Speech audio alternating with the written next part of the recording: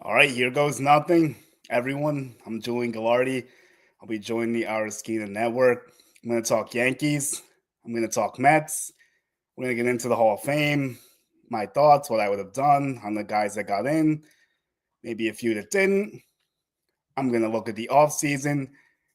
I'm going to grade each of the teams, Yankees and Mets, what I think they've done isn't enough. We're going to go through the Dodgers juggernaut, what they're doing. And that's something that is going to always be a problem for these New York teams for the time being now. But I'm also going to go into like the Sasaki situation, like the situation with the IFA money. There's a lot of stuff to get into. Got a few questions for the podcast. We'll go into remaining free agencies as well, like the big guys left. And we're going to see how this all looks. Thankful for the opportunity for Jesus and everyone that set this up for me. So now it's go time. So, Hall of Fame. We're going to talk about CC Sabathia. That's where we're going to start. Sabathia was a fantastic Yankee, helped them win the World Series. Well deserved Hall of Famer. Definitely first ballot. 250 wins, over 3,000 Ks, one of like three lefties with 3,000 Ks. So he definitely earned his trip. And I'm definitely looking forward to seeing how that looks over the summer. Hopefully, I can be there. Definitely going to try. And it's good to see someone like him get rewarded. Ichiro Suzuki was the Yankee for a little while, but he's really known more as a Seattle Mariner, obviously. And he was a great player. This guy could have broke Pete Rose's hit record if he started on time. He didn't come to the States till he was 27, and he still had over 3,000 hits. And I can't believe someone didn't vote for him. Just like Derek Jeter, I don't understand it. Is it the same person? I don't know, but it's really annoying. And if I was voting, I would definitely reveal my ballot. I'll take the criticism. And I'm going to tell everyone what I would have done too in a second. So that's going to be good. And Billy Wagner, this hits home for the Houston area. I know a lot of people were excited about his induction. He was a Met, an Astro, obviously, Philly, Brave, and he was really good. Obviously, he's not like Mariano because not many are, but Billy Wagner was still one of the best closers ever. His K per nine was ridiculous. I think one season was like 15. He has like the lowest ERA, one of the lowest ERAs of all time. I don't know why it took him 10 years to get into the Hall of Fame. That was ridiculous. I know that like they don't want to reward the closers and stuff, but I think that was the situation that he should have been in a long time ago. I really do. And I would have voted for all three guys there. Carlos Beltran should be in the Hall of Fame as well.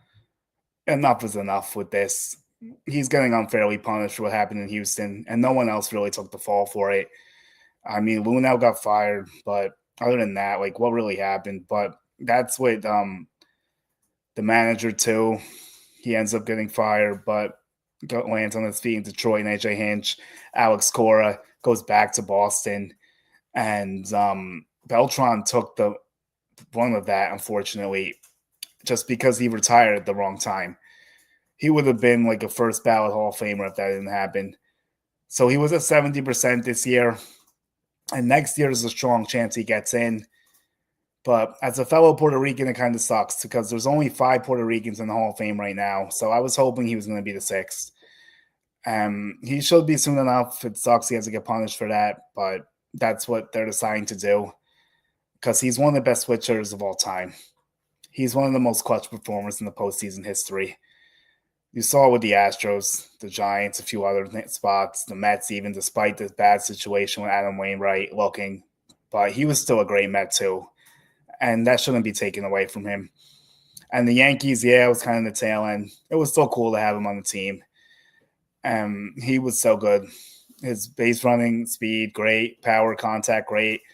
Defense in the beginning, good. Probably not the best towards the end. But overall, a great player, exceptional talent, and he should be in Cooperstown.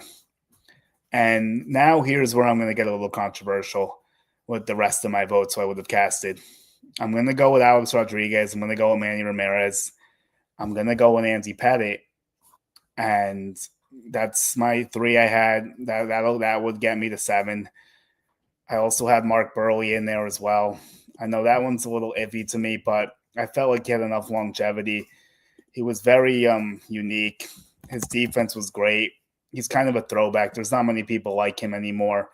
So I think he deserves a look. And I don't know if he'll end up getting in there, but I think he might have a shot because the way the starting pitcher is being viewed is really changing.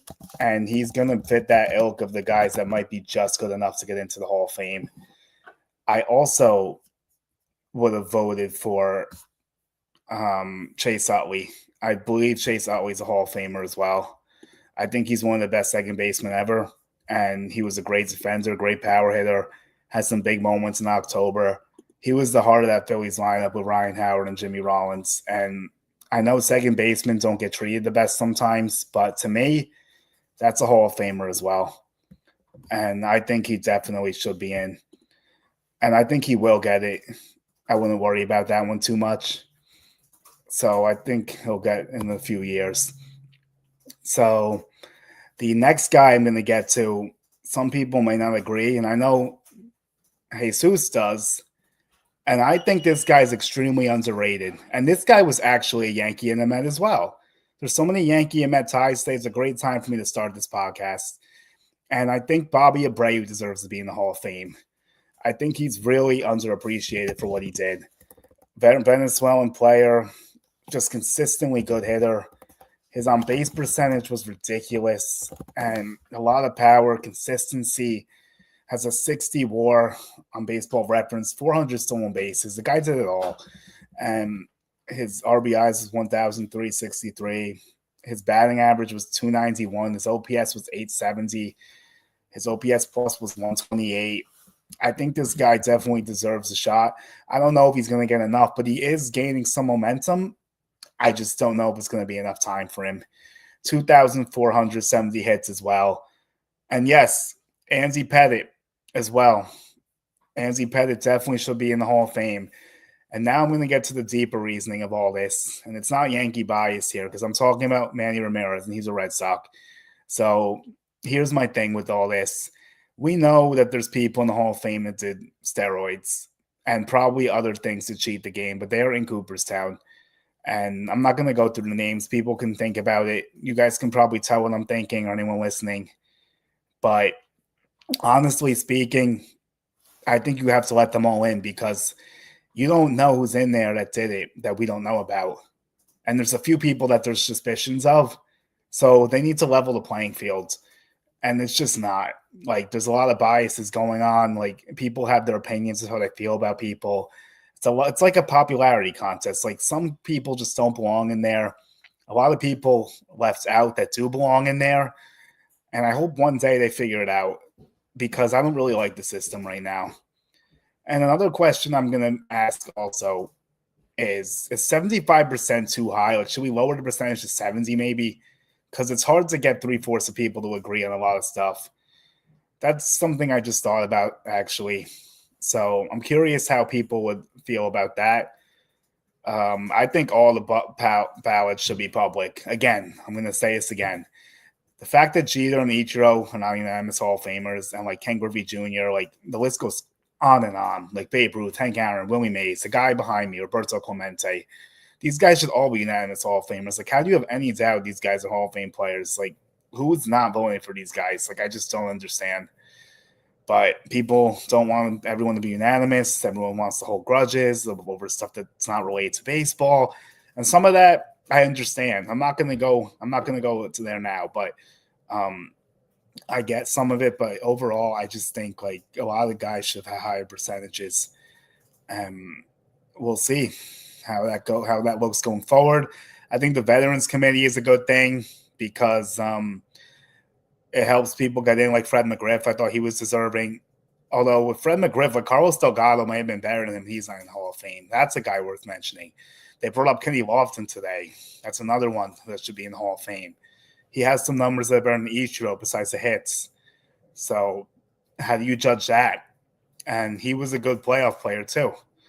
So and Ichiro didn't really play in the playoffs. Not his fault, but the Mariners teams weren't really good most of the time he was on it. And I don't think King Felix did enough for me personally. I think he flamed out too early. I can see why some people would say he's a Hall of Famer, but that's not how I would view it. And I think Andrew Jones gets in on his 10th year, and I'm just going to leave it at that. I think he'll get in eventually. He's getting close to it, 66%. His play on the field has earned him the right to be a Hall of Famer. So it should happen at some point. So now I'm going to go into like this whole Yankees and Mets thing, how I'm going to break down this show. In most situations, I'm going to try to go half Yankees, half Mets, split it down the middle as even as I can, maybe range to like 30 to 35 minutes or so. Today, disclaimer, probably go a little bit longer because it's my first one, so I got to say a lot of things. I'm also going to try to get some guests on sometimes, of course. This can be from fans. This can go to reporters. This can be a varying range of people. It could be players, too, at some point, maybe. Like different leagues, like colleges, like maybe even like independent leagues, like a bunch of different stuff I'm looking at here. And yes, I'm always going to try to tie it into Yankees and Mets because that is the purpose of this podcast. Will there be times I veer off and go on other tangents? Sure. But the main task at hand is to talk about New York baseball, and what a time to do it. Now let's get to the elephant in the room. It's Juan Soto. I haven't had a long time to talk about this, so this is how I feel about everything that happened. I've gone on several different tangents about how I felt, but now that the dust is settled and we're seeing how things are resonating with both teams, I'll say this. I'm surprised the Mets haven't done more. I definitely thought they would do more, and I'm going to go into that later. And for the Yankees, they recovered as well as they could have, but the job's not finished, and that's something I'm going to get to as well. They may think it's finished, or they might finish it, but I personally don't think it's finished. And the fact they haven't won a World Series in 15 years after what they used to do and like how the story they were and like everything that's happened, all the high salaries that Cashman's gotten hasn't converted with, even if Hal doesn't want to go over the tax all the time, what he basically does is very simple. He basically goes back and forth every year. 1 year he goes over 3, the next year he goes under. He doesn't want to get slapped with penalties in back-to-back years. That's the problem at hand here. That is why he is not going over right now probably, and I'm going to dive into all that stuff as well. I got some questions I'm going to get to. So that I think they need to address third. I could show this cool. And Ghost, thanks for checking in. I appreciate you. You've been holding it down for a while with everything from Latino to all this. So let's read it out. I think they need to address third or second, but the direction is difficult and needs to get rid of money in order to spend. All right, yes. So this is a huge topic that I really need to get to. And this is one that I've been waiting a while to get to. So I think it's ridiculous personally because they lose Juan Soto and they haven't fixed the lineup fully yet. The lineup has 8 hitters in it. The Yankees don't have a 9-hitter. TJ LeMahieu is not a serviceable hitter anymore. Oswaldo Cabrera is a utility player. So that gives you 8. And the third base is an absolute nightmare right now. Now, what I believe is that they want to put Jazz Chisholm back at second base. And that's why I think they're looking for a third baseman. But like Ghost said, the problems right now is that they're treating the Cohen tax like a salary cap, and they don't want to go over it. And I don't know what's going to stop that from happening, or if they're going to get an Yankees all of a sudden go over what could change that. I really don't know right now that anything's going to change that, unfortunately. Anytime I can join the comment special with you or anyone I know you got my thank you. I appreciate that. So yeah, so I'm gonna get to another question that someone asked that was like really similar to what you brought up. I fired away on my Twitter. I asked a few personal questions. I asked like who wanted to have Yankees and Mets. So I got a few Yankees questions. And I want to get Mets questions too. I want to split it down the middle. I really do. Because that's the purpose of this podcast. So I hope people ask me Mets questions. But for today, it was Yankees. So someone asked me, are the Yankees done for the offseason? If not, where do they go? Well, if they don't trade Marcus Stroman, unfortunately, they might be done. because they're treating it like a luxury tax. Well, it is a luxury tax, my bad. But they're treating it like a salary cap again. He doesn't want to go over. He doesn't want to lose the draft picks, the penalties, the IFA money, all that stuff. And it's not going to work. They're not going to be able to do it. They might be the best team in the American League. I think that's fair to say. They still got competition. Boston's getting better. I know the Astros lost a little bit, but they did get Paredes and Walker to help a little bit. The Rangers lineup looks way better. If DeGrom can stay healthy, they're going to be a threat. The Tigers are interesting, especially if Alex Bregman ends up going there. So that's something that I would be on the lookout for, because that would really make their team legitimate. And I do think that it could happen. Or the Red Sox, too. That's another thing you got to watch for, unfortunately. It could very well end up being the Boston Red Sox, and that would really close the gap between the Red Sox and the Yankees if Alex Bregman was a Red Sox. Because, first of all, we know he's a Yankee killer. Fenway Park actually fits him perfectly. His swing is not made for Yankee Stadium. So people need to get the thought out of their head that Alex Bregman's going to be a New York Yankee. It is not happening. I was told by someone I trusted the winter meetings that is not going to happen, and I believe that. And I was also told the same thing about Nolan Arenado, for whatever that's worth, that there was no chance he was going to be a Yankee either. And I don't know how true it is if the Yankees actually tried to offer Marcus Stroman for him. I really don't, but it does seem like something that would be considered just because money purposes. It would kind of help the Yankees more than the Cardinals, I feel like, although the Cardinals do need to get rid of that contract. So I get that too. I really do. But that's not really something that's going to help them, because they're in a weird spot. And that's like, what's he really going to do for them? He's not going to do much. And if he has to, and they also don't have enough starting pitchers to avoid his vesting option kicking in at 140 innings. So I think that's a little bit unrealistic. And I don't know what's going to happen with Arenado. I know the Astros tried trading for him and denied it. So we already know that he denied one trade. I think he's getting more open to his options because he knows they're shrinking. So I think he's going to be more willing to go to a place he may not have been in the beginning. But that is something that we're going to discuss a lot of, like what could happen with him down the line. The offseason is getting shorter. Spring training is getting closer. So that's like a lot of interesting stuff there, I would say. So I'll get more of this Yankee stuff. Are the Yankees going to get a competent infielder and a lefty reliever? The fact that the Yankees can't even sign Tim Hill right now, after the Dodgers signed Tanner Scott and Kirby Yates, that's a little bit rough to see. Just from why? Because the Yankees need a lefty reliever. And I know people are going to say the righties can get the lefties out, and they can in a lot of situations, but you still need a lefty reliever. You cannot have all righties in the bullpen. They got to get someone. At a minimum, bring back Tim Hill. I don't think that's asking for a lot. I really don't. It might cost 2 years for $5 million, or like 1 year for $3 million. Like, it's really, really not that crazy. So I think they need to figure that out. I really do. Will they? I don't know, though. So it all remains to be determined. Third base, yeah, that's a huge issue as well. And if they don't get under this tax, I don't know. I really don't. They might go into the season as is.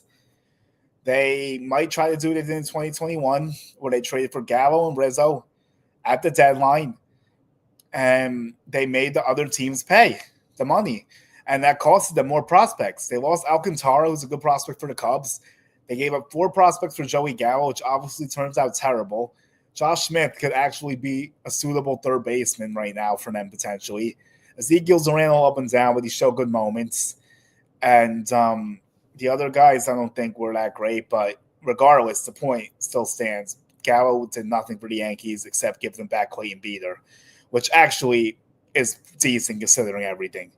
And we'll see what happens with Clayton Beeter. I think he's a bullpen arm still. I think he has a shot to make the roster. I don't know about opening day. The Yankees relievers are overflowing. The problem is that they can't make any trades to free up the relief money because those guys aren't making any money. The only guy that's making money is Devin Williams, and he's a guy that's obviously going to be there for at least a year. You hope it's more, and it's not like the Soto situation because they could use a closer. He is the best closer they've had since Mariano Rivera. I thought that was a great trade, but they lost Caleb Durbin, and I think that's going way overlooked. Durbin was a great prospect. He could have completed the Yankees infield. Would have kept Jazz at third, he would have Durbin at second, and things might look a little bit better right now. But they wouldn't have Devin Williams. So which ones do you want? I get it. So I understand. You make that trade 10 times out of 10. Would have been great if they didn't have to send Durbin. But you got to give something to get something. I understand. Nestor Cortez, great Latino, Cuban, a good journey. He goes to Milwaukee. And that was tough. I mean, he went through a lot. He was nothing, and the Yankees recreated him. And he grinded and he worked for everything. He made the most out of his skill set, and he did a great job for a few years. But he ran out of gas. And Aaron Boone, I'll get to Cruz. I will get to Cruz. But Aaron Boone still made a god-awful decision when he pitched Nestor Cortez instead of Tim Hill.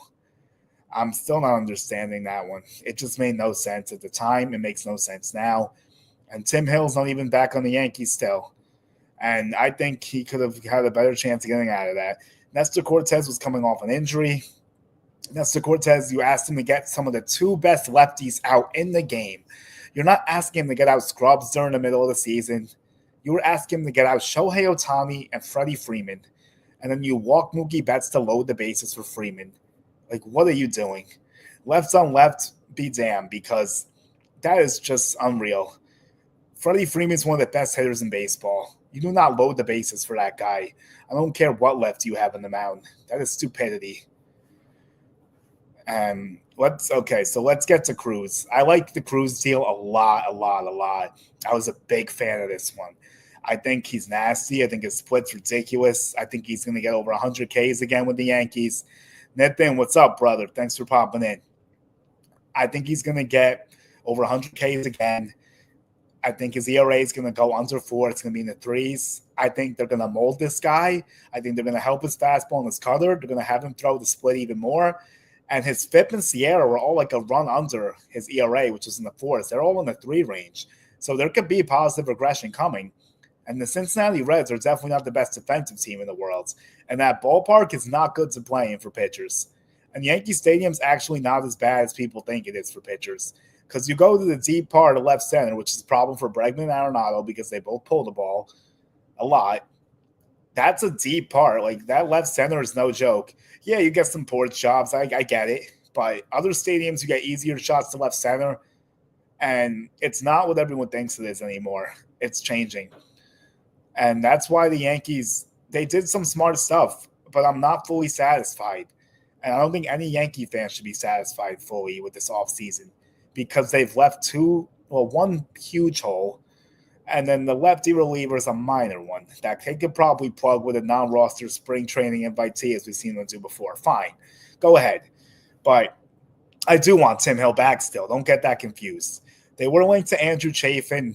That would be interesting. I kind of like Tim Hill more because we know what we're getting. Chafin probably gives up a few more bombs, I would say. But I mean, I would take him, sure. If they somehow get both, great, but that's not happening with the way Hal's going around this budget right now. What moves do you see from the Yankees? Okay. Yeah, so here was another question that kind of goes into what someone else asked me on Twitter too. It's about the luxury tax and stuff. So you think that Hal and Cashman should add a solid free agent and defer his contract like they did with Max Fried to keep the luxury tax at a low number for this year? I don't know if there's anyone left that's worth doing that for, though. That's the problem. Like, are you going to defer Hassam King's deal just because you don't want to go over the luxury tax? But the thing is, they're so up against it, even if you give him $5 million, you're still over. Like, and Jose Ramirez, I don't know what's going on with the IG and all that, but, like, the fact that that's even, if that would even be a possibility, that would be nuts. But the Yankees, I don't think they have enough in their farm to go get Jose Ramirez. Their farm system's depleted. There's so many other teams that could outdo them. You're talking about giving up Dominguez, Spencer Jones, like Luis Hill maybe. Like that's how big of a package we're talking about for Jose Ramirez. This guy's sensational. He's one of the most underrated players in the game, and it's going to cost a lot. His contract is super affordable. That would be a home run for the Yankees, but it would basically cost their franchise so or their future. But let's play along here and say you plug him in at third base. Let's say you could somehow keep Jason Dominguez, which would be really tough to do, but let's say you can. Then that lineup's incredible all of a sudden. And then you're really talking. That's how you could close the gap maybe between the Dodgers. But how do you close the gap between the Yankees and the Dodgers? And the Mets and the Dodgers, which I'll do. It's tough. The Dodgers are doing everything. They're getting Roki Sasaki. They're getting Tanner Scott. Like I say, Yates. Like they're just going for it. Oh, they also signed Blake Snell in case anyone forgot. So they're just getting ridiculous talent. It's overflowing in the rotation in their bullpen. They get Teoscar Hernandez back. They get Michael Conforto. They get Hae-Sung Kim from Korea, not to be confused with the guy from the Padres, to play utility infield. Kike Hernandez is still sitting out there. Like, they have so much, they don't even know what to do with it. And they're the best team assembled I've seen in quite some time. I don't even know if anyone's even going to come close to competing with them this year. They're probably going back to the World Series. And, yeah, people are saying the Yankees just have to worry about the American League. Then you get to the World Series, worry about the Dodgers. But if you play them in a 7-game series, you can't feel good about it.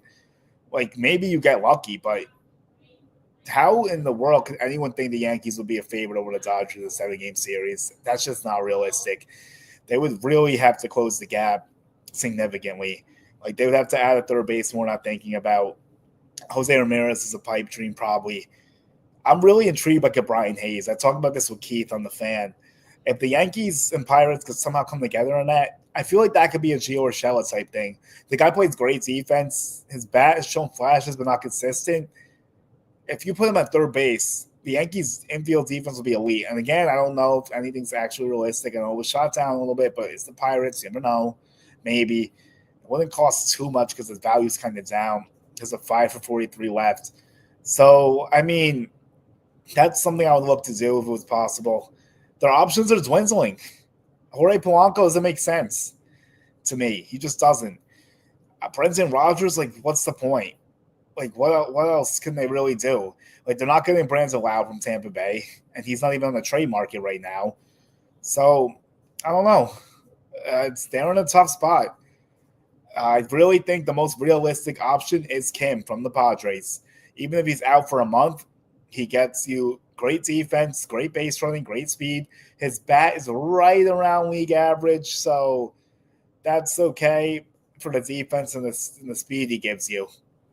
Thank you, Jesus. I really appreciate it. Thanks for giving me the opportunity again. Like, I'm trying to warm up. We could definitely improve a little bit.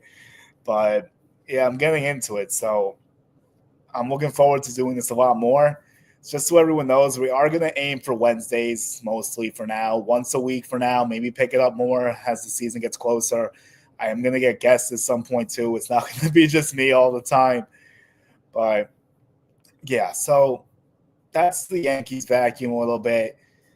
That's a lot of what they've done. Max Fried, great deal. And like the Twitter question asked me before, that's the Yankees did that. The Yankees did that to stretch out the dollars and save on the tax hit and all that. But you have to be careful with that because there's a cautionary tale, and it's called DJ LeMahieu, what we're dealing with right now. The Yankees gave him 6 instead of 5, and I'm sure they're kicking themselves. Aaron Hicks, you gave him $10 million for 7 years. That was unnecessary. He never showed he could fully be healthy. And those contracts that's a huge gamble to take. And the extra years for lower money. Huge. And I don't think it's worth it. But again, they need to squeeze a player in because it's not good enough right now. I don't know what they're going to do. There's no prospect that can play third base either. There's nobody. There's nobody even close. George Lombard is their best third base potential prospect. He's going to be at Hudson Valley this year. He's in high A. There's nobody. They got rid of Trey Sweeney, Andres Chaparro, even though they may not think his defense is great. That guy can hit. Trey Sweeney showed up for the playoffs and the Tigers a little bit. I think he could have been switched to third base maybe. They had some guys. Caleb Zerman could have helped complete the infield. but they didn't want to. So now they're scrambling, and I think low key they're in desperation mode. They're not going to admit it.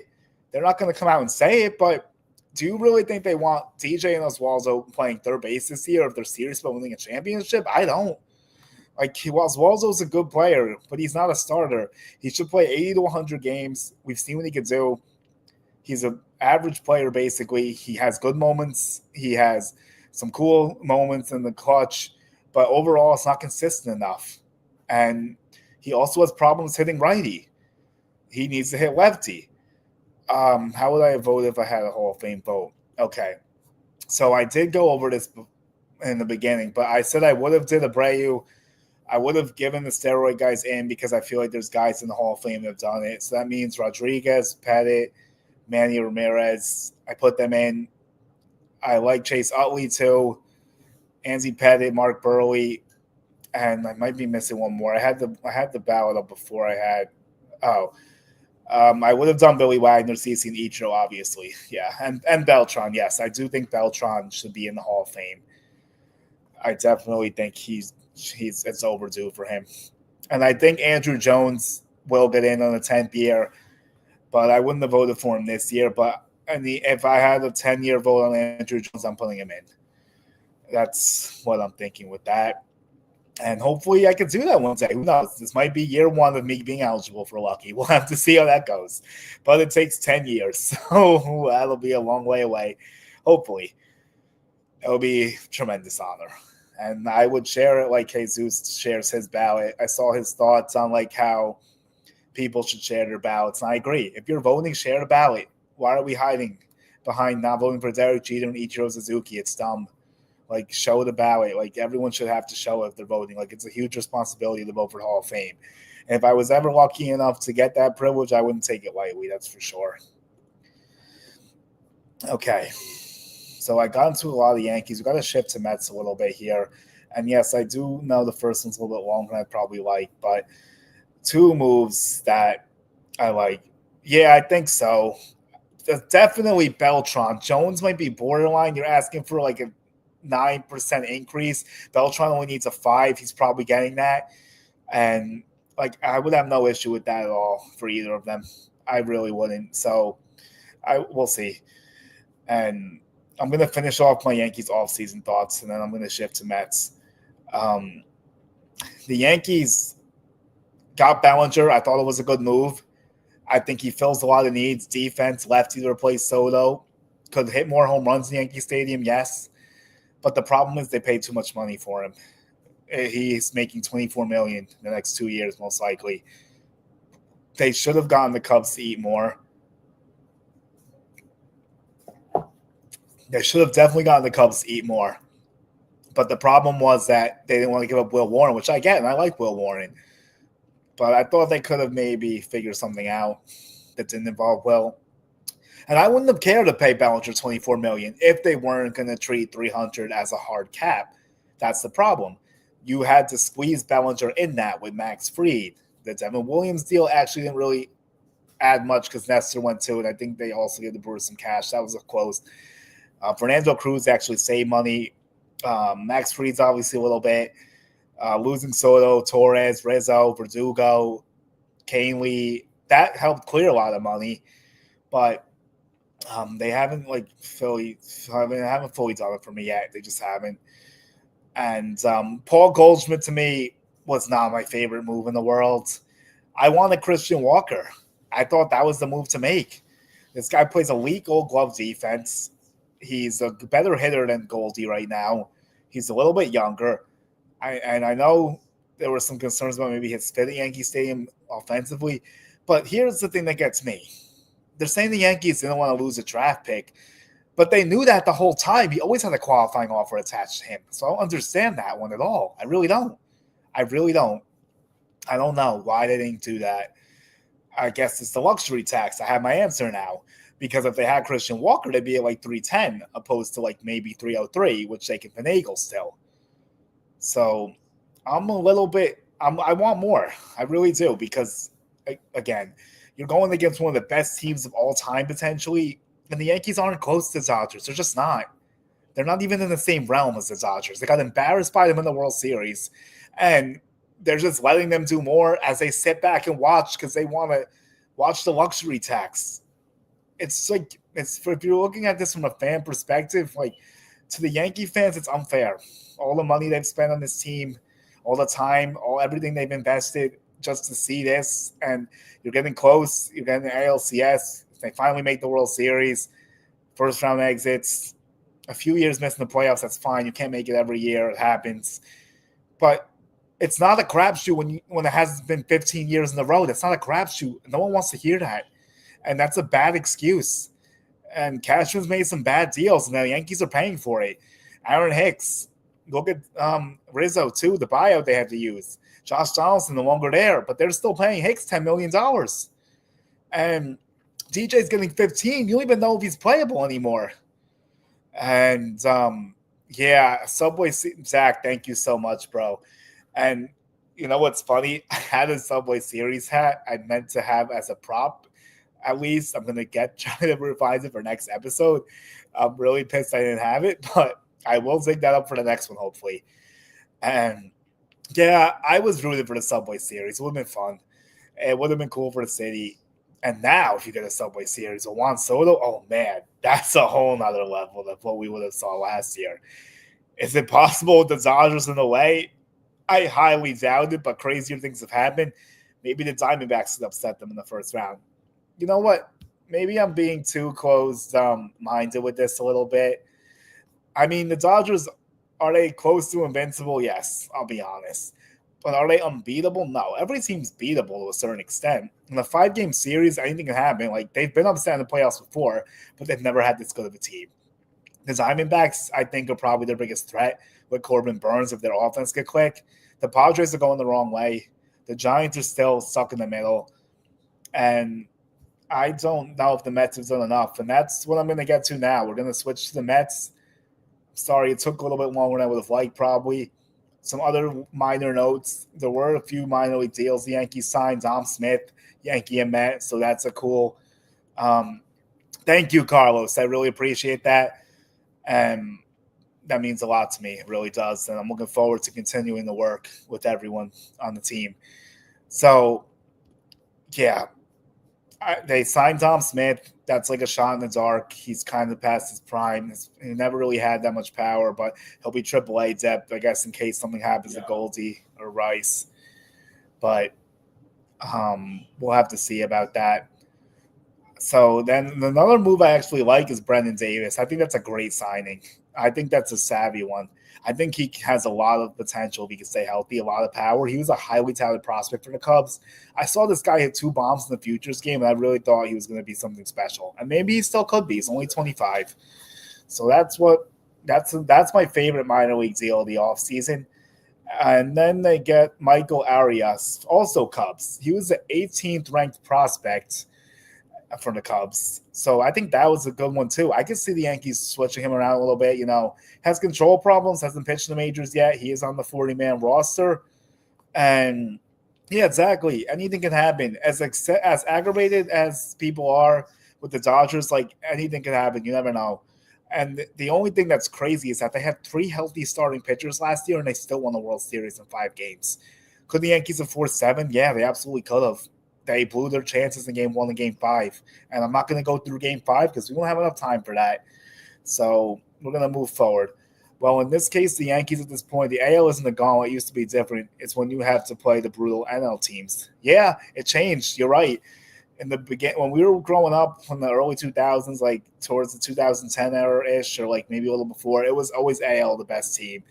And the All-Star game, the AL basically won every year. And that meant something because they tried in those games. They played for home field advantage, and the American League literally won almost every year. And I loved it. I thought it was great. And I kind of I know it was a little bit quirky, but I kind of liked it. I thought it was fun to play for the home field. I thought it really made the game cool. And I'm always a big home run derby guy too. So speaking of the home run derby, let's do it. Pete Alonso. What is going on with Petey? This is, that's a good point, but the DH, that's Zach. That's actually very good. I forget half the time they have it because, like, I'm not that I forget, but I almost, actually, it's the other way. I almost forget pitchers used to hit until I saw CeCe hitting bombs again yesterday. I mean, CeCe used to rake with the Brewers and the Indians back then. Yeah, he used to rake. Like, that was really, really fun watching him hit. Madison Bumgarner. There's a lot of good guys. The Bartolo Colon home run will live on forever. So, Pete Alonso's status. Okay. Let's do it. Let's show that now. Okay, so what are my thoughts on Alonso? I think Alonso is in a really bad situation, honestly. He really misplayed his hand horribly here. He fired his agent. He got offered 7 for 158 and he turned it down. Hired Scott Boras. The Mets offered him 3 for 70 and he declined it. And now no one knows what's going on with him. There's rumors about the Toronto Blue Jays. They finally got someone to take their money in Anthony Santander. So can they get someone else to do it? I actually think there could be some legs here. Because think about it. Pete just wants to get paid. The Blue Jays might pay him. They're also trying to keep Vladdy Jr., which is a high priority because if they don't keep him, the Mets and Red Sox are going to be on him like sharks in the water. And the Mets are very well in play to get him. They'll be in a good position to get him if he ends up leaving. So the Blue Jays are working hard to try to do it before spring training. I think they're around $50 million apart right now, potentially. So we'll see. We will see. And that's definitely going to be interesting to watch. So for Pete Alonso, here's my thing. I think that the Mets are I'm not going to say the Mets are doing him dirty because they're not. It's a business and he messed up a lot. And he didn't have a good year last year. Let's be honest. He had 34 bombs, 87 ribbies, OPS under 800. That's not going to get done for Pete. All he's really good at is hitting home runs. He doesn't do much else. So if he's not doing that, what's the point? His defense is still below average. And he's 30-31. And the first basemen don't age well. It's a fact. And he thought he was going to get more money than Freddie Freeman. That's just nonsensical. It really is because Freddie Freeman's a more complete player. He hits the ball better to all fields. He's a better defender. The only thing Pete has on him is power. And speaking of that, I don't want to see him in the home run derby anymore. I've had enough. I don't care what team he ends up on. No thanks. We've seen him in the derby enough. And could the Angels come in? Artie Moreno likes to get wild sometimes. Maybe. I think the Mets, are they fully out? I can't say they're fully out because, there's nothing clear cut to where he's going. What if he tucks his tail back between his legs, takes a 1-year prove-it deal, and tries to do it again next year? But if he goes to compete with Vlad, it might not be his smartest play. The Mets could use him, though. I think the Mets are a hitter short still. They're going to try to play Brett Beatty at third base, and I like Brett Beatty. I do. I think he's better than some people think. I think he still has some juice in the tank. And I think he might end up turning it around. Or he might need to change the scenery, but I think there's still potential there. Ronnie Mauricio, another guy I really like. He was injured a lot last year. Dynamic player, fast, speed. Defense maybe could use a little work. His bat's really good, but he needs to walk a little bit more. And then Angel Acuna, Ronnie's brother. He was pretty good in the short sample size. He struggled in AAA, but when he got the call to the show, he produced. And he was even all right in the playoffs, so that means something to me. And could they figure it out with those guys? Maybe. Is Mark Vientos going to first? Probably at this point. I don't see them in on Bregman or Alonso. Or maybe Alonso slightly, even if they're going to say no. But I meant to say Arenado. I don't think they'll go with Arenado. I think Arenado will go to Boston maybe if Bregman doesn't. Dark horse for him, maybe the Royals. They're going to have to get creative to get him out of there, but we'll see. So that's what's going on with that. And the Mets, they also got AJ Minter recently. That's a savvy move. But they didn't get Tanner Scott. And the Dodgers got Tanner Scott. So that's a big miss for the Mets because you let their biggest competitor in the National League get the guy you were trying to bid on who's better than the guy you ended up signing. So that's not good for them. But Minter will be solid. His division might be coming off an injury, but as long as he's healthy, he'll be fine. Sean Manaea was a good re-sign. And they had to do it, I felt like. Sevy going to the A's was a huge surprise because they have to spend money now they're being forced, so they're getting players. Good for them. And then They got Montas, and this is a move I don't believe in at all. I don't understand this one. Yeah, they turned around Sevy last year. I get that. And I was skeptical at the time. They did great with him, so I give credit. Sean Manaea, maybe I was a little up and down about, but he ended up doing very well. And then Jose Quintana is still floating out there. Will they bring him back? I don't know, because I feel like they want to get away from the lefty mix. They had like a lot of lefties last year. Now it's only Peterson and Senga. And those two will be fine at the top. And then they also got Clay Holmes to start, which I think is wild. I don't think he has the stamina he has to build up. So I guess I can't say it for sure. He doesn't have it, but he's never done it before. My biggest issue with him starting is going to be control. How is he going to last long enough without walking that many people or giving up a stupid blooper or a broken hit single or something, broken bat? He got unlucky at times, but he also caused it with bad control and not pitching well in certain situations. He doesn't miss enough bats when he needs to. That's the biggest problem with Clay Holmes besides his command. They get Jose Siri in a trade. Didn't really cost much. That's a decent little move. Maybe a slight upgrade from Harrison Bader. And then, yeah. So, honestly speaking with this, you got Manaea, you got Senga, Peterson, Montas, and Holmes. To me, that's not good enough at all. The Mets need a starting pitcher. Could Jack Flaherty make some sense for the Mets? I think they should do that because Flaherty's market is dwindling. He's not going to the Dodgers, obviously, because they have way too many starting pitchers. And I would say, like, the Mets should look at Flaherty. I know they spoke to Nick Pivetta as well. Maybe that could be a guy that they tinker with. I would have liked that way better than Montas, if I'm being honest. But he does have a draft pick attached to him, so I get it. The Mets don't want to give the picks. That's also the issue with Alonso, Bregman, and Santander had one attached, but they signed. And there might have been a few other ones too, but I'm losing track of that right now. So we'll see. I know like Bregman, Alonso, Santander were the main ones. But I know Jack Flaherty doesn't have a qualifying offer, so I'm kind of surprised he's still out there. I know Jerickson Profar doesn't have one. So, yeah, it's crazy like how these guys are just waiting still and how they slow play to spring training. Like, it really is nuts. Okay, so now we're going to talk about Juan Soto and what this is going to do for the Mets and what it does for the Yankees. The Mets are getting a great player. He's an outstanding hitter. One of the best place disciplines I've ever seen. His eye would rival Barry Bonds. But yes, Bonds still has the better eye. So that's something that is really going to be fun for Met fans to watch. His at-bats shows he's theater. That home run he hit in the playoffs against Evan Gattis was legendary.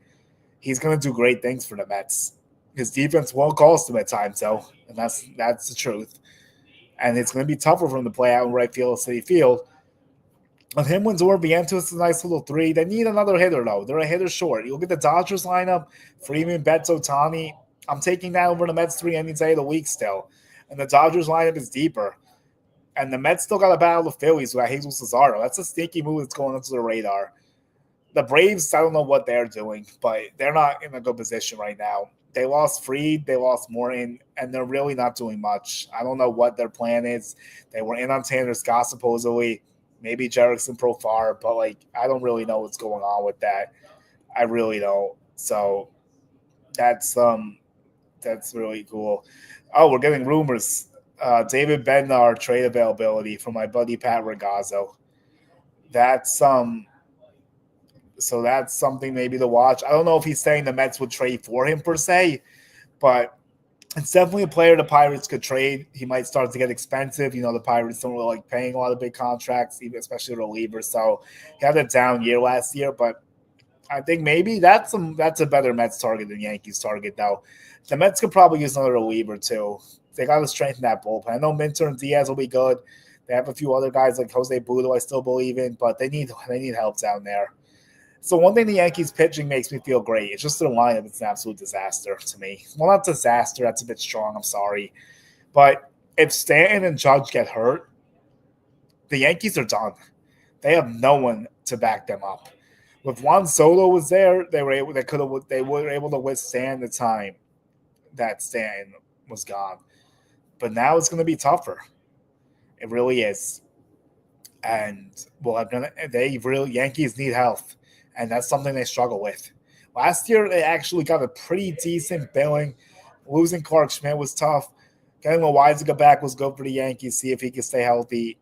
And Clark, I'm looking forward to big things for Clark. And Nathan brought up Spencer Jones before. I think maybe he gets a September call up.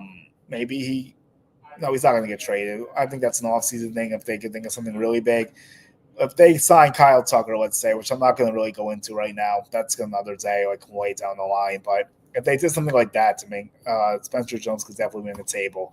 My hope for Spencer is that he cuts down his K significantly, gets under 200 at least, if not lower, like 150 or so. Because if he gets to AAA, that would be good. It's easier to hit up there because the automated strike zone. Hopefully, he gets up there quick.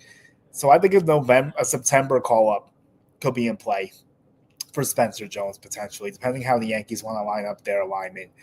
So grades. It's time. I'm going to be the professor here. The New York Yankees B-. That's what their offseason gets to me so far. If they do nothing else, I'll be fair because they did a lot of good things, but it's incomplete. And you can't get an A if you lose Juan Soto. You just can't. And the Yankees did the right thing. That was too much money. That's a bad contract at the end. I understand when the Mets did it. Cohen has the FU money, for a lack of a better term, and he showed it. But now it's interesting to me. They're not spending as much as I thought they would. I'm giving their offseason a B+, though, because getting Juan Soto was huge. And that means they had a better offseason than the Yankees because they took the best player on the free agent board from the Yankees, and now they put him across town.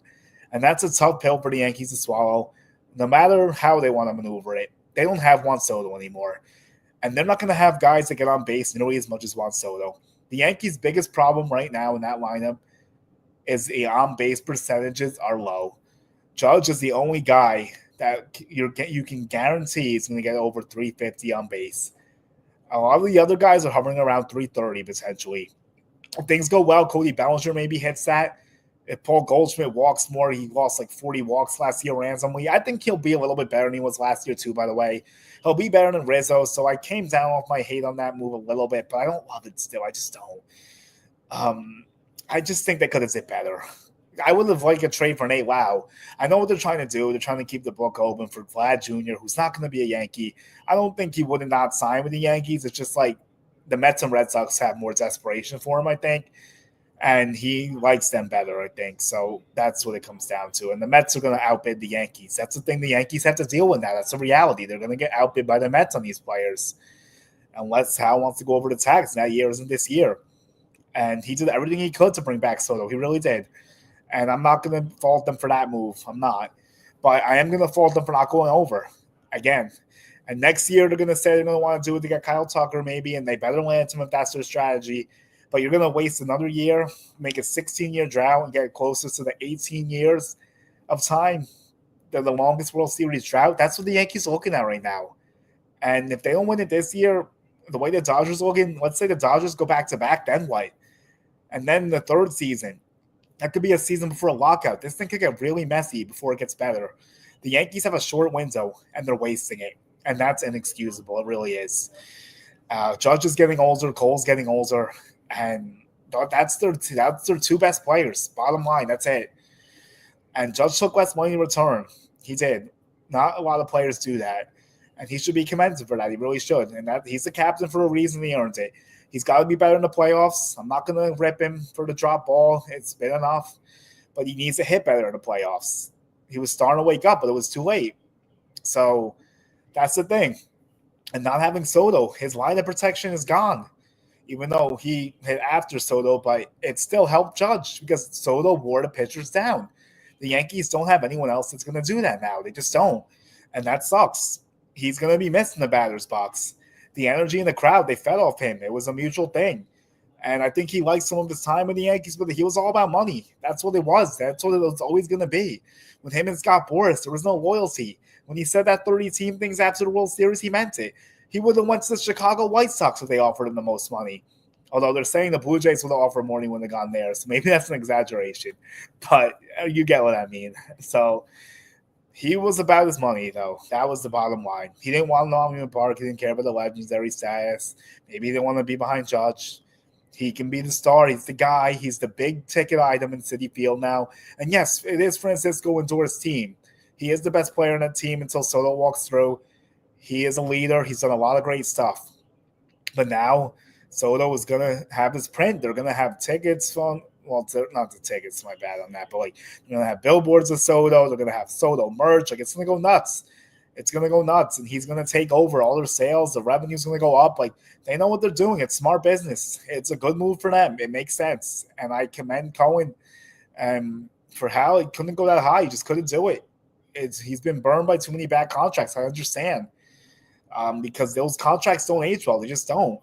And Juan Soto's only 26, but he's an old 26. He's played a lot of baseball. He's not as young as you would think. I'm not saying he's lying about his age. Do not confuse that. I'm not saying that. He has a lot of tread on the tires is what I'm saying. He's played 160 games basically every year, and that's going to catch up to him at some point.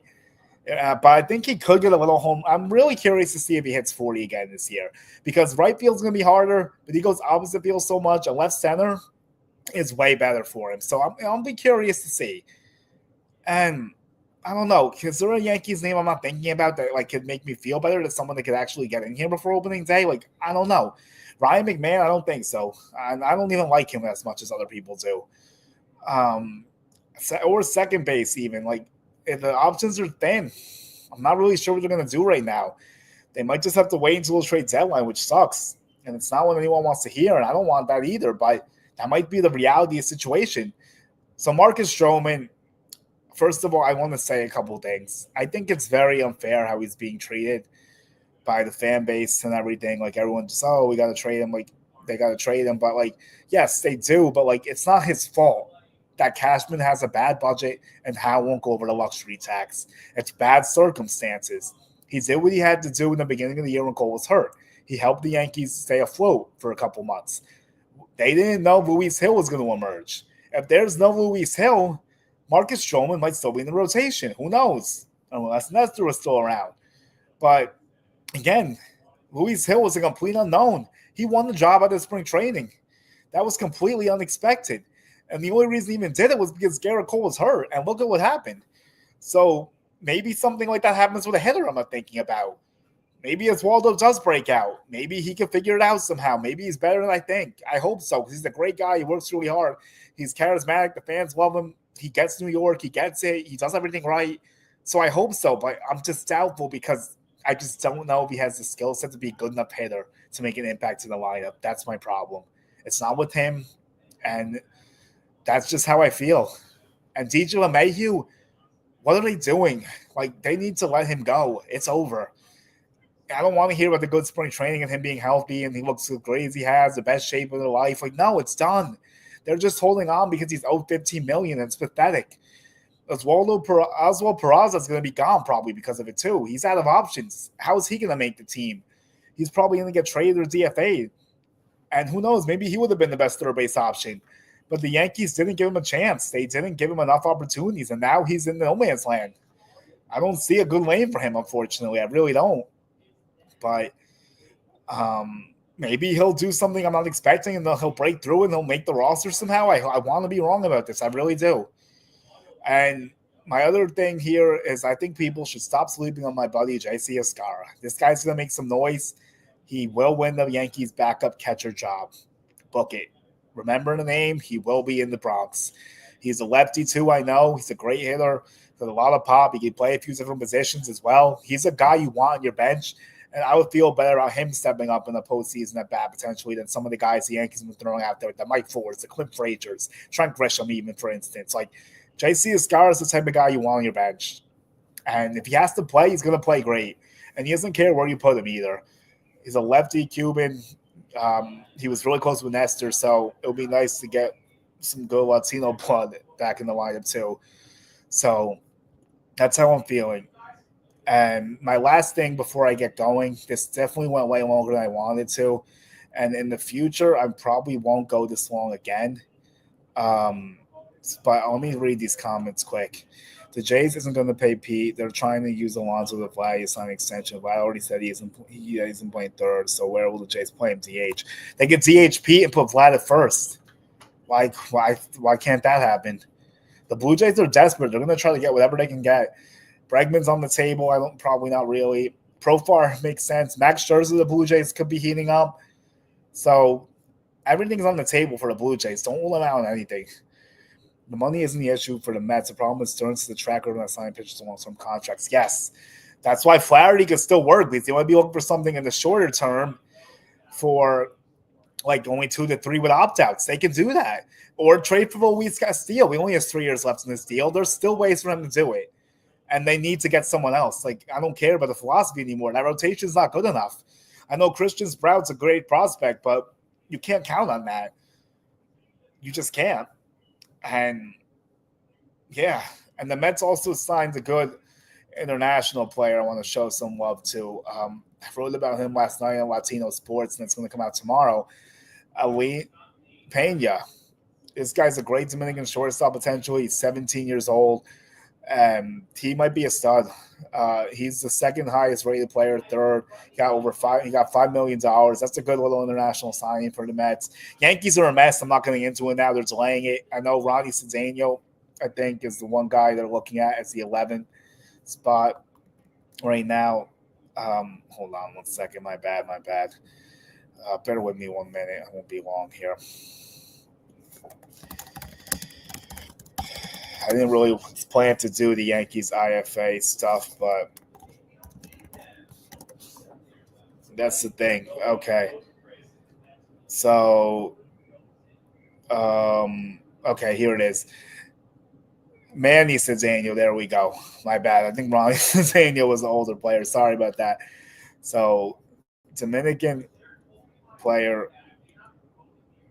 and I hope I'm not frozen.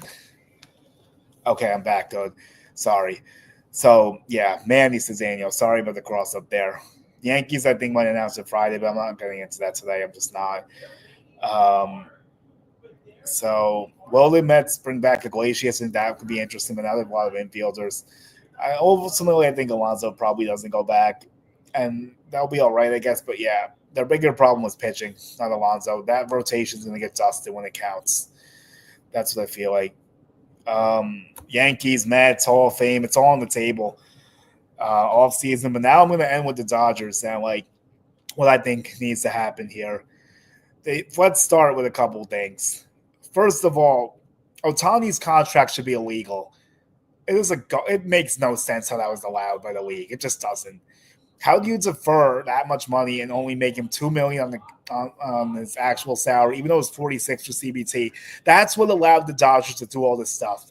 That was the biggest problem, letting that contract go through, because that also caused the Japanese pipeline now.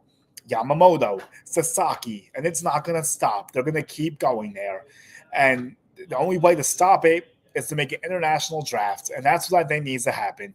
I hate the system in the Spanish countries too, what they make those kids go through in the DR, Venezuela, all of it. I think it's terrible, and I think there should be international drafts. I really do. I think that would help a lot of things, but that's a CBA problem. That's a lockout problem, and that's 2 years away, and that's going to be messy, but I would do that. That's part of my solution, but we have a long way to go with that. And I also think I don't want a salary cap per se, but stop the deferred payments nonsense. It's ridiculous. They're make them feel it now. Like, yeah, it might hurt later on, but they're just stacking the deck. And all teams can't do this. Only a few teams can really do it. And the small to mid-market teams can't defer money. They just can't do that. The Yankees could if they want to. Toronto did it. Mets have done it a little bit. Maybe Boston if they want to go at that level. That's really it. Maybe Phillies. I'll say Phillies too. The Braves don't operate that way.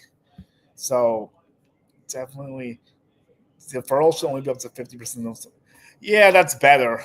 That's better. I could at least, there needs to be a compromise. Like, okay, I could at least get behind the compromise. Like, that's fair. Yeah, so, like, is it bad for baseball that the Dodgers are stocking the deck? Yeah, it kind of is. It might make people bored. It might be a foregone conclusion. If the Dodgers run it, set the win record, and like go to the World Series and go back to back, that's going to be terrible because that was predetermined, and there's nothing anyone could have done to stop it. So we'll see if someone trips them up. I do agree. Yeah, deferrals is a big issue, and then we need a salary floor as well. These teams need to start spending money. The Marlins aren't spending anything, even though they're starting to be, even though they're trying to nudge them to, they still don't want to do it. So they're going to lose revenue sharing maybe. What's going on down in Miami is an absolute disgrace. It is a dumpster fire, and they just can't. They just don't care about winning. It's that simple, and it's an embarrassment to the league. What's going on down there? Same thing with Oakland. How they got out of, how the A's got out of Oakland. Pirates to a certain extent. White Sox, what we're seeing there, it's beyond embarrassing. Like, these owners need to spend if they want to buy the team. Like, put the money back into the team. Otherwise, don't buy the team. Period. End of discussion. Stop. So we need a salary floor, and maybe 75 million at least. 100 is probably too high for certain teams. 50 is too low to me with the way these contracts are today. I want $75 million salary floor. That's what I would like to see. And then they got to resolve the Rays stadium situation as well while I'm at it. And the A's possibly, with their situation not marinating in Vegas, that's definitely something worth watching too. So I'm about to wrap this up, I think. I want to thank everyone for checking in. I'm just going through all my topics to make sure I didn't miss anything. I don't think I did. This was really fun. I'll definitely be shorter next time. Maybe there's a guest next week. We'll have to see how I do or what I want to try to come up with. But yeah, Wednesdays is the slot to look for me. I'll try to do nights most times, but sometimes we might vary. Maybe do afternoons potentially. So, like, I'm trying to think. My final thoughts and predictions, like, I'll say Bregman goes to the Tigers. I think they figure it out. Alonso, Blue Jays. Profar, Braves. Scherzer, Blue Jays. Flaherty, Angels, because I don't think the Mets want to spend money. But maybe the Mets do a trade for Luis Castillo. I think that would be cool. I think they have to have one more trick up their sleeve somewhere. The team is not – you can't get Juan Soto and stop. Like, they're still not close to the Dodgers either. And they need to do more as well. And if someone wants to throw in the Dodgers, they better get busy because time's running out and they're just stacking the deck like crazy. But we're going to call it for today. Thanks, everyone. I appreciate it. It was definitely fun to interact with the new audience today. Everyone check out the Arasquita stuff. My personal on Twitter. I guess I could leave it here. I'll leave it here quickly before I get going. Why not? See, get some new people in here that maybe don't know me. So I'm also on TikTok too, but like we'll focus on Instagram and Twitter.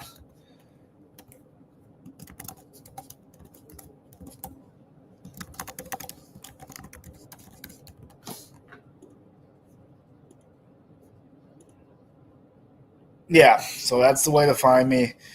I'll be doing a lot of interesting stuff throughout the year. We'll see what happens with spring training. Regular season could be a lot of Mets. See about Yankees maybe. But I'm definitely looking forward to the challenge of what's ahead. And I'll be writing a little bit too on the site. I have a few different outlets, Latino Sports and World Baseball Network as well. So that's something that everyone could check out. And I appreciate the time today, everyone. And I'm looking forward to bringing it back. And hopefully we get some more news because it's getting a little quiet on the hot stove, a little bit quieter than at this time of year. But all this stuff still has to happen. So thanks again.